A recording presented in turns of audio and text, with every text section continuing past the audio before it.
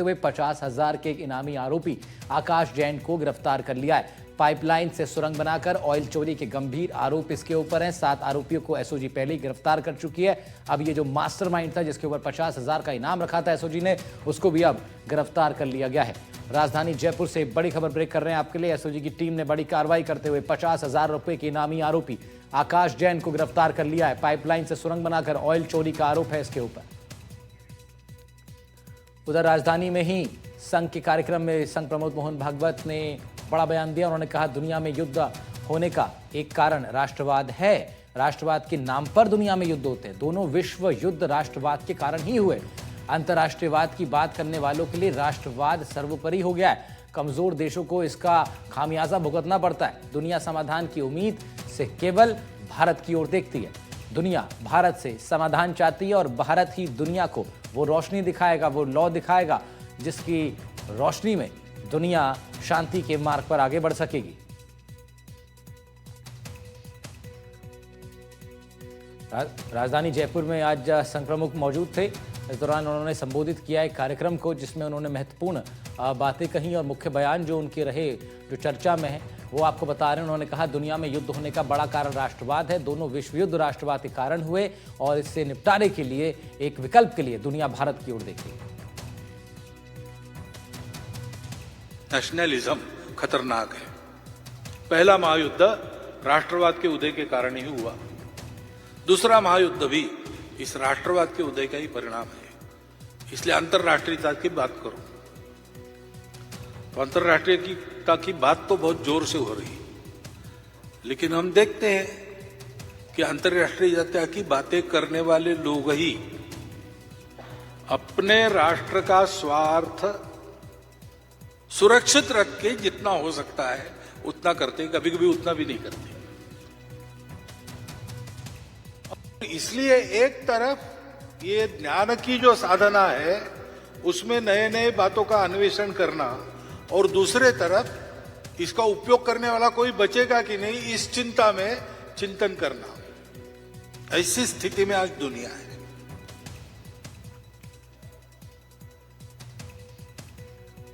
और भी इस परिस्थिति का पहलू ऐसा है कि ऐसी दुविधा में फंसा दुनिया भर का मनुष्य ये सोचता है कि इसका उपाय हमको भारत से मिलेगा। ये क्यों सोचते हैं? हाल के वर्षों में, पिछले दशक में, पिछले 15 वर्षों में इंच इंच आगे बढ़ने वाला भारत मील मील आगे बढ़ने लगा। आज भारत की एक प्रतिष्ठा दुनिया में है, वो ठीक है, लेकिन वो कारण नहीं है। केवल जिन प्रश्नों के उत्तर दुनिया के पास नहीं है, उन प्रश्नों के उत्तर देने के लिए जो चिंतन चाहिए, जो बुद्धि चाहिए, जो मन चाहिए और जो व्यवहार की आदत चाहिए, वो भारत के पास है। उधर हरमाड़ा में डंपर कांड हुआ। सवालों की घेरी में प्रशासन आ गया है। जांच टीम की रिपोर्ट सामने आई। आखिर किसकी लापरवाही से हादसा हुआ, किसे मिली क्लीन चिट, किसकी बड़ी मुश्किलें, ये खास रिपोर्ट जरा देखिए।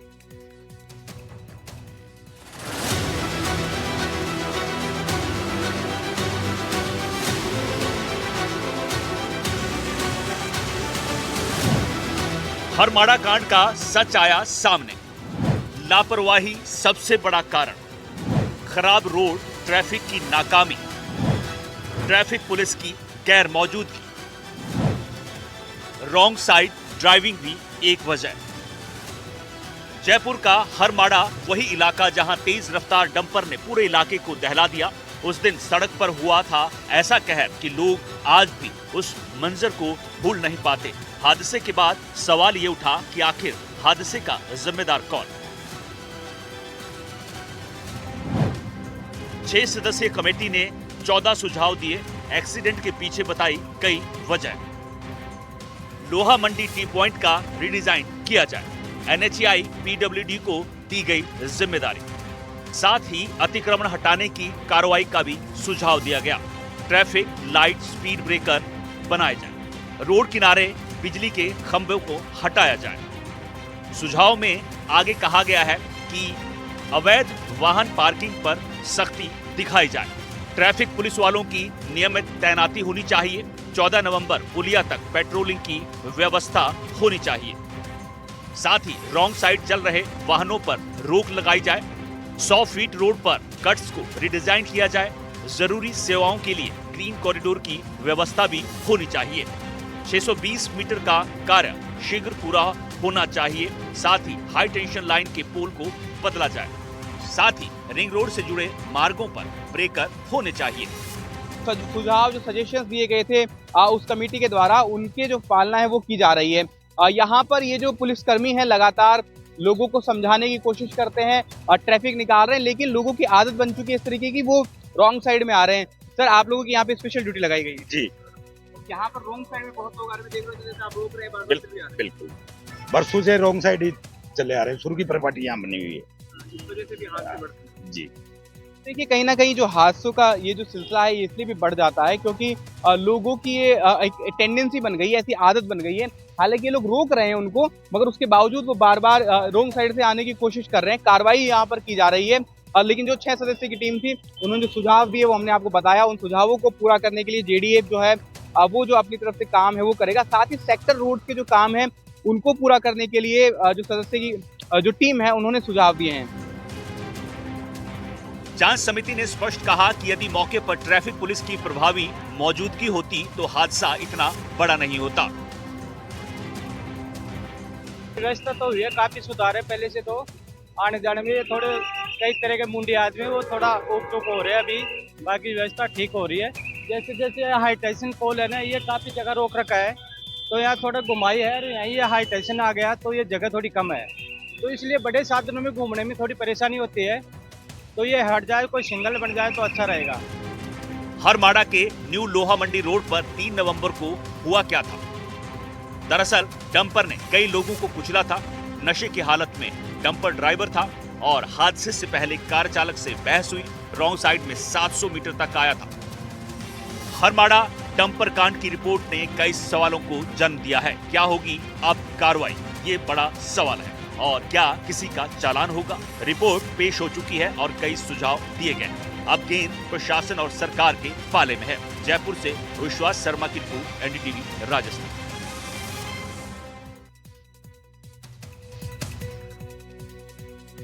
खबर श्रीगंगानगर से। कार्यक्रम तो था रन फॉर यूनिटी का, लेकिन माहौल बन गया विवादों का। नेताओं का भाषण होना था, शुरू हो गई प्रोटोकॉल पर तकरार की कहानी।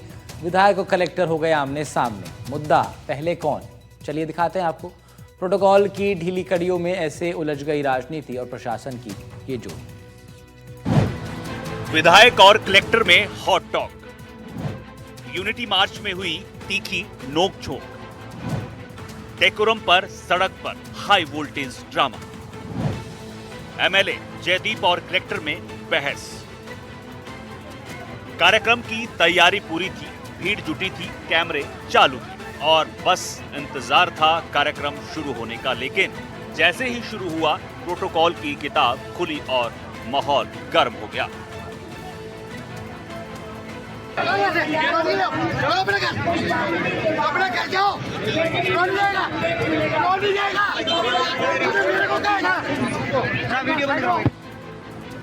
ये है स्थानीय विधायक जयदीप बिहानी और कार्यक्रम के मुख्य अतिथि भी थे। सामने है श्रीगंगानगर के जिला कलेक्टर मंजू और एडीएम सुभाष चंद्र। कार्यक्रम में कोई अधिकारी मौजूद न होने से विधायक जी इतने आग बबूला हो गए कि दोनों अधिकारियों को कार्यक्रम से ही बाहर का रास्ता दिखाने लगे। आप डेकोरम समझो, बोलने की तमीज सीखो। एमएलए क्या होता है ये समझ लेना। आपको डेकोरम सिखाना पड़ेगा क्या? भाषण की जगह जुबानी जंग शुरू हो गई। एक तरफ जनप्रतिनिधि जिन्हें जनता ने चुना है, तो दूसरी तरफ कलेक्टर जो सिस्टम चलाता है। दोनों के बीच प्रोटोकॉल का ऐसा पेंच फंसा कि कार्यक्रम बहस की चौपाल बन गई।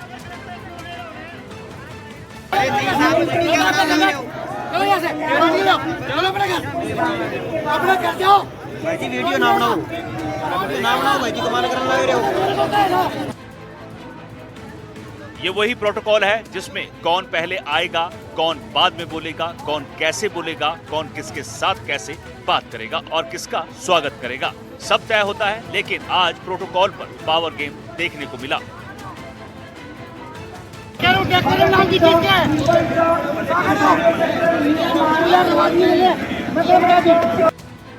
इस तरह रन फॉर यूनिटी कार्यक्रम की चर्चा से ज्यादा बहस का माहौल रहा। विधायक कलेक्टर की इस बहस ने एक बार फिर साबित किया, जहां प्रोटोकॉल टूटे वहां माहौल छूटे। श्रीगंगानगर से सतवीर चौधरी की रिपोर्ट, एनडीटीवी राजस्थान। टोंक की मालपुरा में हलचल तब मची जब जांच एजेंसियों ने एक डॉक्टर को हिरासत में ले लिया। शुरुआती जानकारी में इसे दिल्ली ब्लास्ट केस से जोड़कर देखा गया। हालांकि अभी आधिकारिक पुष्टि नहीं हुई। इलाके में तनाव और चर्चाओं का माहौल।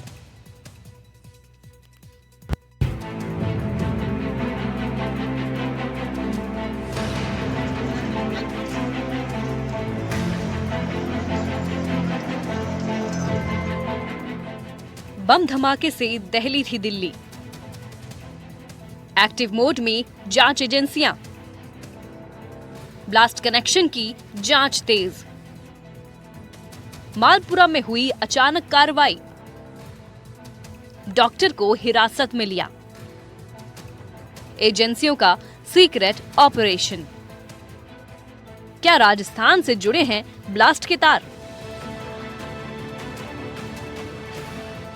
दिल्ली ब्लास्ट की जांच अब राजस्थान की टोंक जिले तक पहुंच गई है। सभी सुरक्षा एजेंसियां लगातार एक्टिव हैं। दिल्ली से लेकर अहमदाबाद तक कई सुरक्षा एजेंसियों की छापेमारी चल रही है। कई संदिग्ध लोगों को हिरासत में भी लिया जा चुका है, जिनसे पूछताछ हो रही है। मालपुरा से सुरक्षा एजेंसियों ने एक डॉक्टर को हिरासत में लिया है और शुरुआती इनपुट में इसे ब्लास्ट केस से जोड़कर देखा जा रहा है। लेकिन इलाके में अचानक बड़ी हलचल कई सवाल खड़े कर रही है। क्या मालपुरा इस बड़े केस की नई कड़ी है? में सवाल खड़े हो जाते हैं कि आखिर जो है इस डॉक्टर की भूमिका क्या थी। क्या राजस्थान में भी जो है कोई बड़ा खेल चल रहा था? आने वाले कुछ दिनों में इस चीज का खुलासा होगा। लेकिन सबसे बड़ी चीज कि मालपुरा वो जगह है जो संवेदनशील है।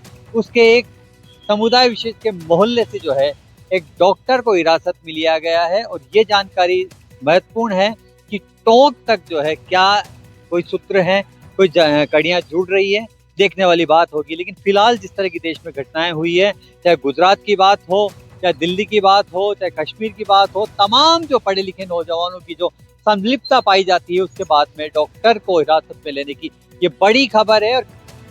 आपको बता दें कि इस डॉक्टर ने विदेश से पढ़ाई की थी। डॉक्टर ने चीन से डॉक्टरी की पढ़ाई की थी। मालपुरा को अति संवेदनशील कस्बा माना जाता रहा है। मालपुरा में पहले भी ISIS जिंदाबाद के नारे लग चुके हैं। दूसरी तरफ राजस्थान सरकार के मंत्री कन्हैया लाल चौधरी ने कहा कि कोई भी कहीं का भी हो, देशद्रोही गतिविधियां जो करेगा उस पर कार्रवाई होगी और कोई भी बख्शा नहीं जाएगा। देखो, जहाँ जहाँ भी कोई भी इस देश के अंदर, मैंने पहले भी बताया कि जो देश विरोधी गतिविधियां करेगा, चाहे मालपुरा में हो चाहे देश में किसी भी कोने में, उनके खिलाफ 100% ये सरकार काम करेगी। हम चाहते हैं कि हम सब मिलकर रहें, जो भी देश विरोधी जो भी गतिविधि है उसके खिलाफ कार्रवाई करें। एजेंसियां ये पता लगाने में जुटी हैं कि डॉक्टर की भूमिका क्या है, सीधे कनेक्शन, तकनीकी सपोर्ट या फिर किसी संदिग्ध से परिचय। टोंक से रवीश टेलर की रिपोर्ट, NDTV राजस्थान। अंत में उपचुनाव में हारने के बाद निर्दलीय प्रत्याशी नरेश मीणा खाटू श्याम जी दर्शन के लिए पहुंचे। मीणा के साथ पूर्व मंत्री राजेंद्र गुढ़ा भी रहे। इस मौके पर नरेश मीणा ने कहा, मैं अब आगे की तैयारी कर रहा हूं। 2028 में होने वाले विधानसभा चुनाव के लिए हम तैयारी करेंगे। साथ ही उन्होंने कहा वो हनुमान बेनीवाल जी और आम आदमी पार्टी के नेताओं और तमाम निर्दलियों से मिलकर एक नया मोर्चा बनाएंगे। राजस्थान में लोगों को भाजपा कांग्रेस के विरुद्ध एक नया विकल्प देंगे। कांग्रेस के प्रत्याशी ने जब पैसा बांटा और भ्रष्टाचार से कमाया हुआ पैसा, 2 नंबर से कमाया हुआ पैसा जब व्यक्ति खर्च करता तो उसको जोर नहीं आता। और उसने जो हजारों करोड़ रुपए जो भ्रष्टाचार से इकट्ठा कर रखा है, वो 150 करोड़ रुपए एक 8,000 से लेके 20,000 रुपए तक बांटा गया। और जिसके कारण से हमने चुनाव लूज किया।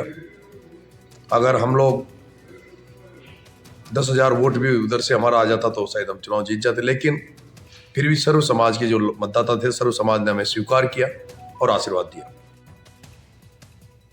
अलवर में आयोजित सांसद खेल महोत्सव का आज इंदिरा गांधी स्टेडियम में शानदार समापन हुआ।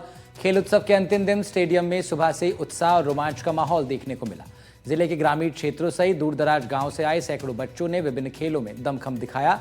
इस दौरान कबड्डी, दौड़, खो खो, लंबी कूद, रस्साकशी सहित कई पारंपरिक और आधुनिक खेलों का आयोजन किया गया। इनमें प्रतिभागियों ने पूरे जोश और अनुशासन के साथ हिस्सा लिया है।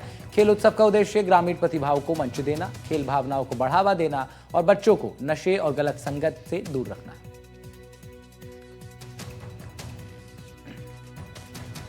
अलवर को हरियाली, स्वच्छता और सौंदर्यीकरण की दिशा में एक बड़ा कदम आज उठाया गया। अलवर के लिए केंद्रीय मंत्री भूपेंद्र यादव और राज्य के वन मंत्री संजय शर्मा ने टेल्को सर्किल पर निर्मित अलवर प्रदेश उद्यान का लोकार्पण किया है। इस मौके पर जनप्रतिनिधि, नगर निगम के अधिकारी और तमाम वरिष्ठ अधिकारी प्रशासन से मौजूद रहे।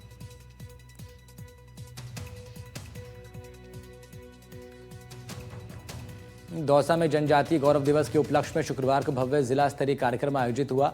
भगवान बिरसा मुंडा की 150वीं जयंती पर आयोजित इस कार्यक्रम में बड़ी संख्या में लोग शामिल हुए। कार्यक्रम के मुख्य अतिथि जिला प्रभारी मंत्री कर्नल राज्यवर्धन सिंह राठौर रहे। राज्यवर्धन ने कांग्रेस पर तंज कसा और आज एक तस्वीर देखी। उन्होंने कहा कि बोलेरो गाड़ी के ऊपर लिखा था बिहार चुनाव में कांग्रेस में जो सीटें आई हैं, बोलेरो गाड़ी में जो सवारी बैठती है उससे भी कम आई है।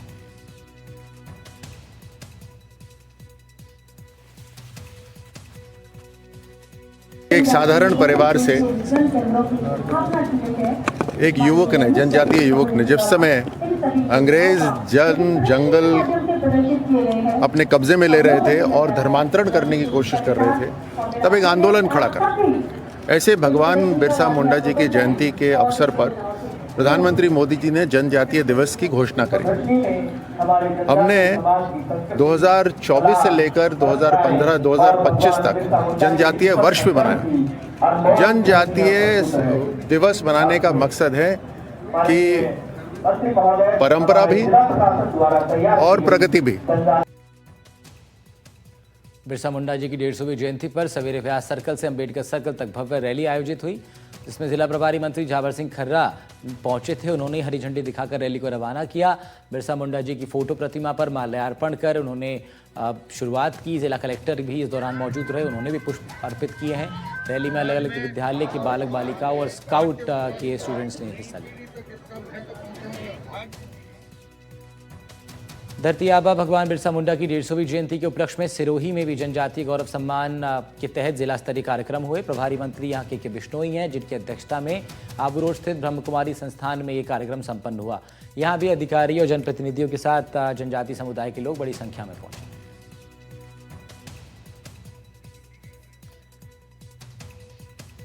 भगवान बिरसा मुंडा की 150वीं जयंती पर जनजातीय गौरव दिवस मनाया जा रहा है। इस मौके पर डूंगरपुर में जनजातीय गौरव रैली निकाली गई। प्रभारी मंत्री बाबूलाल खराड़ी ने रैली को हरी झंडी दिखाकर रवाना किया है। रैली में कई दिग्गज नेता मौजूद रहे। अधिकारियों के साथ कई स्कूली बच्चों ने भी रैली में हिस्सा लिया। रैली के दौरान भगवान बिरसा मुंडा के जयकारे भी लगाए गए। रैली में कई कलाकारों ने ढोल कुंडी की थाप पर रंगारंग कार्यक्रमों की प्रस्तुत किया। समाज में भारतीय और इस कार्यक्रम का जो क्रम है वो आगे भी पहुंचा, बाड़मेर भी पहुंचा, जहां जिला मुख्यालय पर आयोजित जिला स्तरीय कार्यक्रम में भगवान महावीर टाउन हॉल में ये कार्यक्रम संपन्न हुआ। यहां जोराराम कुमावत हैं प्रभारी मंत्री, ऐसे में वो पहुंचे थे और बीजेपी नेताओं के साथ प्रशासनिक अधिकारियों ने भी खूब बढ़ चढ़कर इस कार्यक्रम में हिस्सा लिया। बूंदी में भी भगवान बिरसा मुंडा की 150वीं जयंती के उपलक्ष्य में जनजातीय गौरव दिवस के तहत कार्यक्रम आयोजित हुए। यहाँ हीरालाल नागर पहुंचे थे, ऊर्जा मंत्री हैं प्रदेश सरकार में, प्रभारी मंत्री भी हैं जिले के। ऐसे में वो वहाँ पहुंचे, पुष्प अर्पित कर कार्यक्रम की शुरुआत की और साथ ही साथ प्रधानमंत्री आवास योजना के 12 लाभार्थियों को उनके आवास की चाबियां भी सौंपी। नागौर में भी जनजातीय गौरव वर्ष के तहत भगवान बिरसा मुंडा की 150वीं जयंती मनाई गई। उपलक्ष्य में जिला स्तरीय कार्यक्रम टाउन हॉल में आयोजित हुआ। इसमें राजस्थान धरोहर प्राधिकरण अध्यक्ष राज्य मंत्री ओंकार सिंह लखावत और अन्य जनप्रतिनिधियों और प्रशासनिक अधिकारियों की मौजूदगी रही। करौली से बड़ी खबर है, जब जनजातीय गौरव दिवस कार्यक्रम की अव्यवस्थाओं ने प्रशासन की तैयारियों की खोल दी है पोल, क्योंकि कार्यक्रम में घंटों की देरी से पहुंचे जब प्रभारी मंत्री तो भूख से छात्र छात्राएं तड़पते रहे। प्रभारी मंत्री जवाहर सिंह बेड़म को शिकायत करनी थी, कई घंटे की देरी से कार्यक्रम में हालांकि वो भी पहुंचे थे।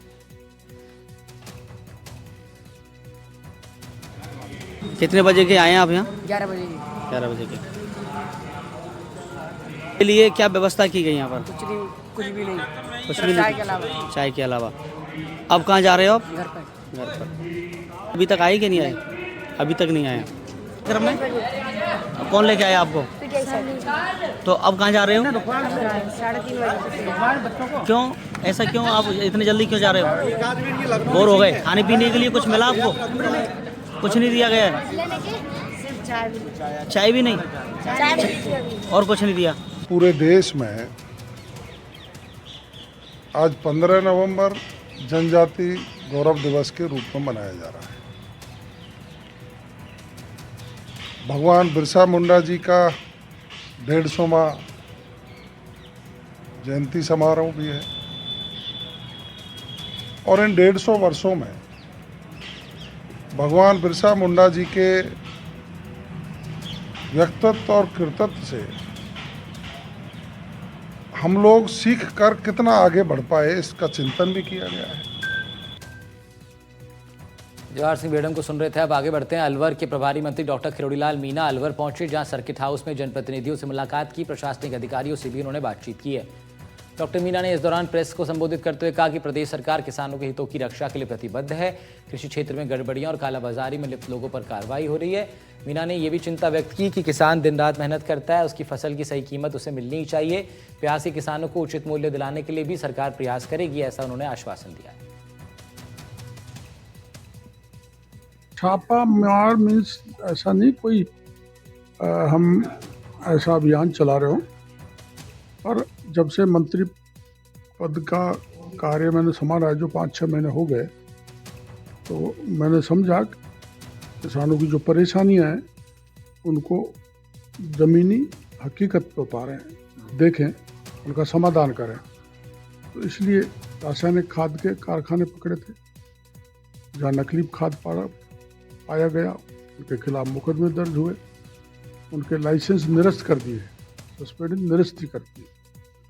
और ऐसे फिर सीड का किया, जिसमें जो सीड कंपनियां बीज असली नहीं देती थी किसानों को।